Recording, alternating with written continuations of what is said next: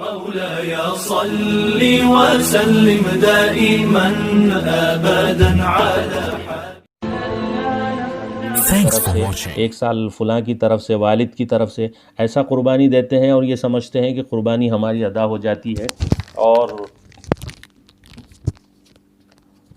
ایک بکرا دینے سے یا ایک قربانی دینے سے پورے گھر والوں کی طرف سے کافی ہو جاتی ہے، ایک بکرا کافی ہے، ایسا سمجھتے ہیں۔ حالانکہ ایسی بات نہیں ہے۔ نبی رحمت صلی اللہ علیہ وسلم نے ارشاد فرمایا، من وجد سعة لأن يضحي ولم يضحي، جو بھی قربانی کی استطاعت رکھتا ہو اس کے اوپر قربانی واجب ہے۔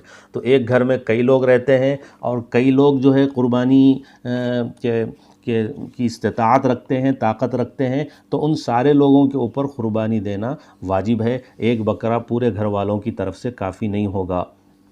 اسی طرح آدمی اللہ رب العزت اگر اس کو توفیق دے، اپنی طرف سے قربانی دیتے ہوئے، اپنی واجب قربانی دیتے ہوئے، اپنی واجب قربانی کے علاوہ مرحومین کی طرف سے دینا چاہے تو قربانی دے سکتا ہے۔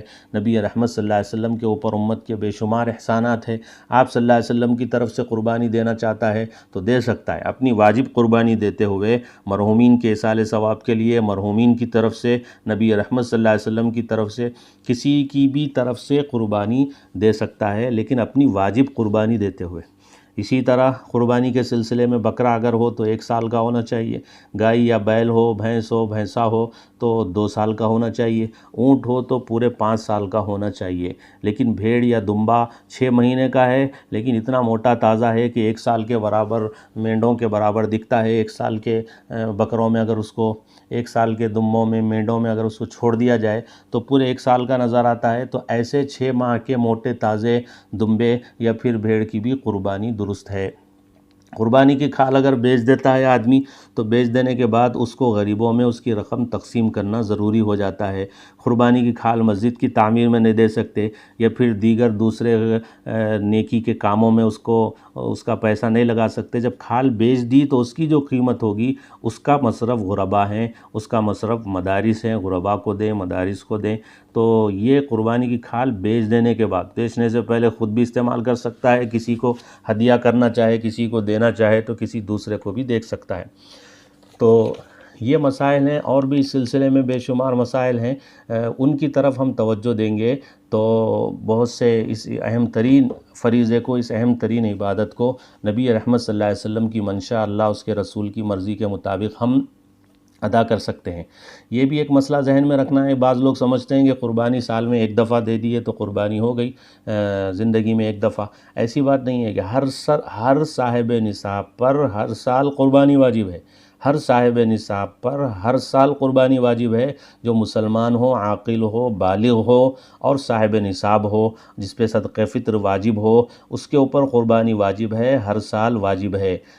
کافر پہ قربانی واجب نہیں ہے، اور مجنون، پاگل اور بچے کے اوپر قربانی واجب نہیں ہے۔ بچے، مجنون، پاگل کی ملکیت میں اتنا مال ہو کہ وہ نصاب کو پہنچ جاتا ہو، تب بھی اس کے ولی کے اوپر اس کی طرف سے قربانی دینا واجب نہیں ہے۔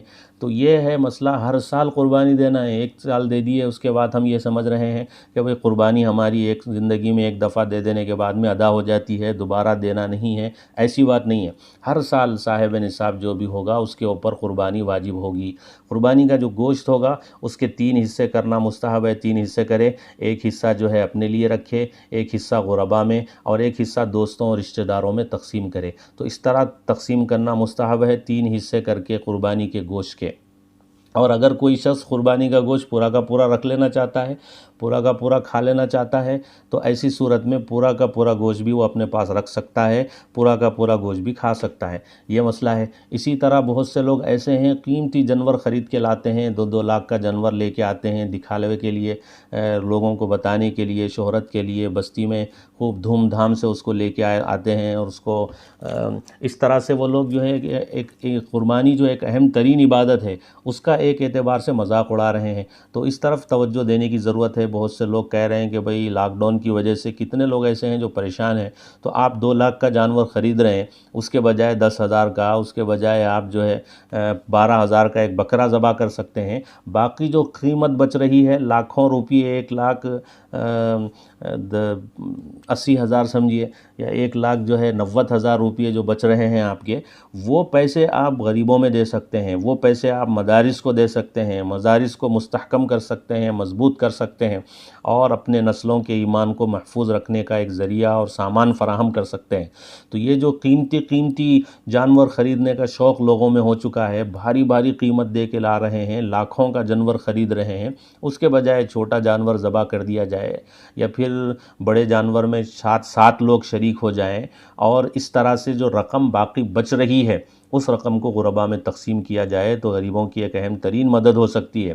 اسی طرح سے جو ہے نفلی قربانیاں جو ہیں، جس پہ قربانی واجب نہیں، قربانی دے رہا، یا بچوں کی طرف سے، چھوٹے بچوں کی طرف سے، یا مرحومین کی طرف سے قربانی جو دے رہا ہے، جو نفلی قربانی ہے، نفلی قربانی کے بجائے اگر اس کی رقم غریبوں میں تقسیم کی جائے گی تو اس کے ذریعے سے بھی، نفلی قربانی کے بجائے جو واجب قربانی ہے اس کی رقم تو غریبوں میں تقسیم نہیں کی جا سکتی، اس کے علاوہ جو رقم، اس کے علاوہ جو قربانی ہم دے رہے ہیں اس کی رقم اگر غریبوں میں، نفلی قربانیوں کی رقم غریبوں میں تقسیم کریں گے، ان کی ایک اچھی خاصی مدد ہوگی۔ اللہ تعالی ہم سب کو مسائل کو سمجھنے اور شریعت کے مزاج اور منشے کو سمجھنے اور اخلاص اور اللہ کی رضا اور خوشنودی کے لیے اس اہم ترین عبادت اور فریضے کو انجام دینے کی اللہ تعالی ہم سب کو توفیق نصیب فرمائے۔